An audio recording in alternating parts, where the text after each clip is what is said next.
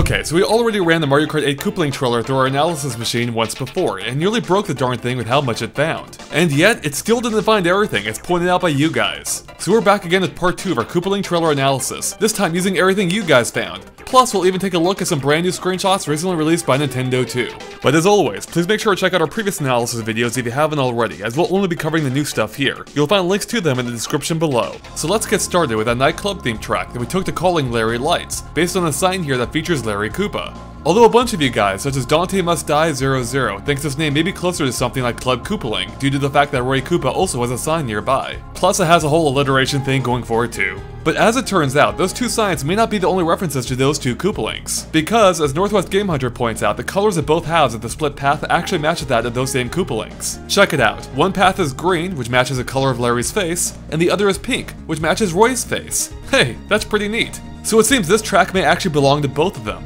But what about the rest of the Koopalings? Could they be lending their names and faces to other tracks too? And speaking of those split paths, Jonathan Crabtree noticed that the patterns on both of them resemble that of a 6-string guitar, complete with frets, which further cements a strong musical theme of the track. And speaking of which, we had previously noted that the speakers and stars could be seen pounding to the music. But as Sean Dragon points out, we can see the same thing with the words Mario Kart that circle the disco ball. Now as it turns out, there might actually be even more to that disco ball than we first thought. So in our previous analysis, we had noted that the racetrack appears to take place in the city at night, based on the buildings you can see in the background at various points. And Dud0110 thinks it could even be based in Neo Bowser City, like the racetrack from Mario Kart 7, which is also part of the Star Cup. But let's get back to that disco ball, because Shadow Horse 7 thinks it might actually be a reference to the one that appeared inside Bowser's castle in Super Mario World. And Argarox takes it even further, pointing out that you can see what appears to be the wall of a castle in the background of this scene. And at the risk of looking way too deep into this, we notice that the diamond pattern that runs down the center of the racetrack is a little similar to the one found on these wall panels in Bowser's castle. So between the castle wall, the disco ball, and the diamond pattern, could this level actually be based on Bowser's castle from Super Mario World? To some degree at least? Both that world and this racetrack do take place in dark places after all. Oh, and then there's the fact that Larry Koopa's castle was also located right next to Bowser's in the Valley of Bowser. Alright, and that covers it for Club Koopaling, or whatever it may be called, so let's move on to Sub Coaster. Or is it called Sub Coaster? We thought it might be in our last analysis based on the pair of giant signs that say Sub Coaster, and the fact that most of the track appears to take place on that same ride. But as several of you pointed out, because there are multiple attractions, it's more likely that the course would be named after the water park itself, which could either be a generic water park title, as seen in the garbage cans, or perhaps Waluigi's Seabed, as seen on this background structure. Or it could even be called Super Marine World, to match the billboard we saw in one of the tracks we played at E3. And while we're on the topic of names, we had previously pointed out this underwater attraction where we can see the final few letters of its title. So we guessed it probably says Shell, based on the giant shell vehicles found within. But Asterisk Central thinks it's probably called Carousel, you know, instead of Carousel. It's pretty darn clever. Now another ride we had pointed out before was a Wario Wheel, and Bowser Boy 3 thinks that between that ride and the Waluigi Seabed sign, that this may actually be their track. And to support his claim, he noted that Wario's track in Mario Kart 7, Wario Shipyard, also had a major underwater focus. Now let's talk a little more about Sub Coaster itself. First of all, what we referred to before as being a museum is very likely the ride's themed queue, like at Disneyland, as pointed out by Christopher J. and Reese. Oh, and while we're here, I should point out that the picture in the background of what we thought might be a reference to Goombas may actually just be a run-of-the-mill Goomba, but it's hard to tell for sure. Now, when on the subcoaster track itself, we had previously pointed out that there are submarines that follow the track, and suggested they may be obstacles that needed to be avoided. But several of you pointed out that it appears that the racers are actually emerging from underneath it, suggesting that the submarines are actually raised high enough off the track to not be a hazard. Or at least less of one than we first thought. Oh, and remember those Mecha Cheep Cheeps that we pointed out before? Well, in the interest of being accurate, as Hamish Naidu points out, they're not quite as new as we first thought, as they previously appeared in a single level of New Super Mario Bros. U. Alright, and we're done with the water park, so that means it's time for Shy Guy Falls. And Kyle noticed right away in this waterfall scene that it appears he might be able to drive around the ramp that leads into the flying section. But what happens then? Since nothing seems to be below, we're guessing it might be an out of bounds area and Lakitu might have to come to your rescue.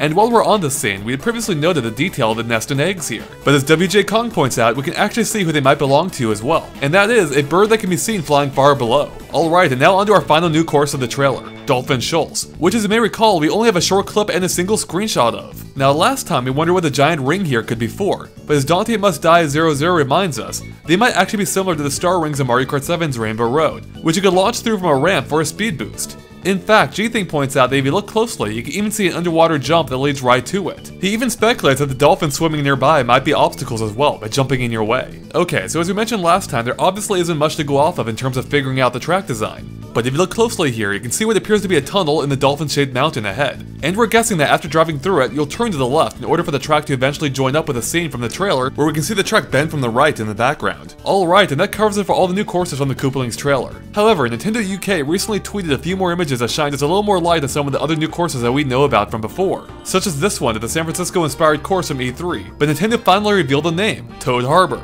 And more importantly, we can see that they swapped out the Galaxy Air ads that border the starting line at E3 for Flower Cup signs, which means this track's part of the Flower Cup. And on top of that, we think it may be the Flower Cup's first race, since 2 out of the 3 previous Toad-themed levels have also been the first race of their respective cups. Unfortunately, there's not much else to glean from these screenshots that we haven't already pointed out, but another one of the pictures from another level does. This one at Thwomp Ruins confirms what we suspected, that the starting line does in fact lead right into this tunnel, which we can see here. And if we look at the level's other screenshot, we can see that the bird's nest that we previously pointed out is missing. Weird. Maybe this means you can interact with it in some way, either by flying into it or hitting the column it rests on.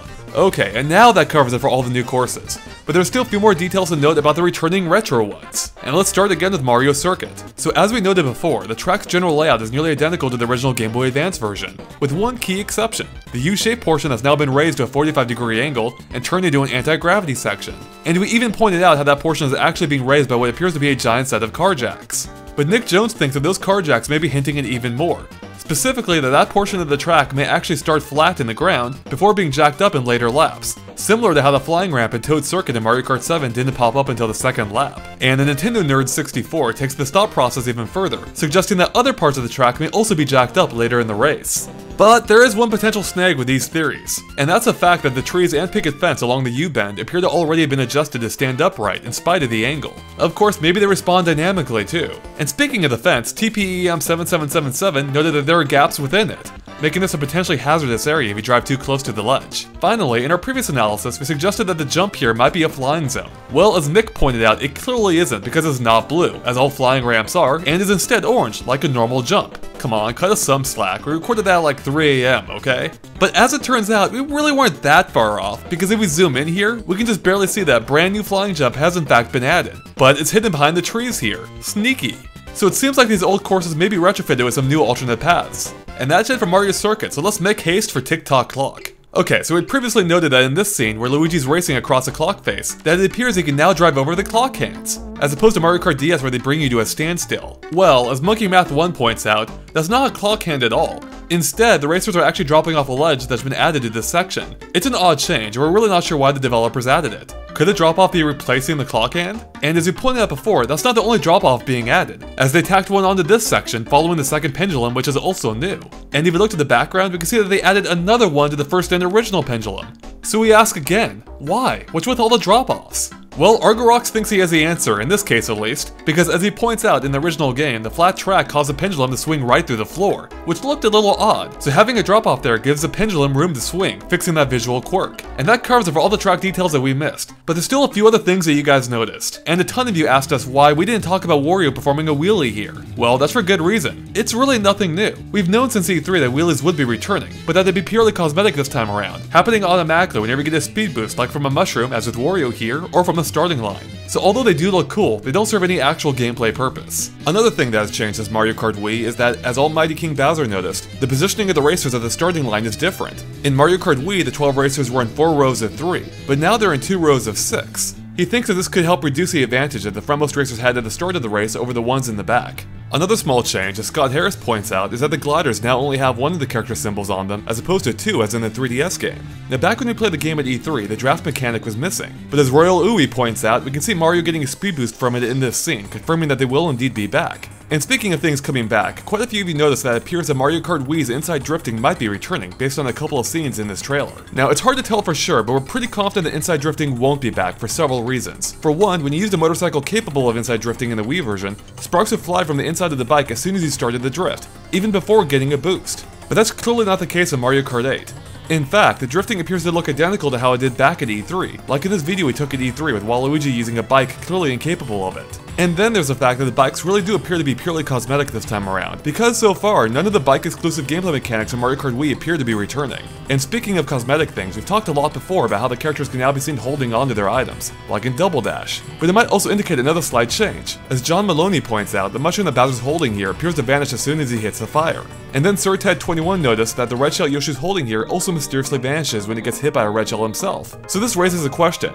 Will getting hit make you drop the items you're holding? Maybe. But if we take a look at this scene, as pointed out by Squoky, the green shell that Roy's holding also seems to similarly disappear as he's performing a stunt. And we're pretty sure you won't actually lose items when you're doing a stunt. So we think this might mean that items may only disappear during preset animations, like when getting hit, and might return as soon as you get back to the race. Finally, a couple of you picked up on some interesting vehicle details. First up is Christian Ware, who noticed that the Koopalings appear to be all parts of different weight classes based on the vehicles that they drive, such as Ludwig riding in a Parabitty, previously seen driven by the baby characters, meaning he's likely a lightweight. Then there's Roy, who's seen driving the same cart as Peach did previously, making him a likely medium weight. And then there's Morton, who rides the same trike that Wario has before, likely making him a heavyweight. It just goes to show that, despite their similar appearances, the Koopalings won't just be clones of each other.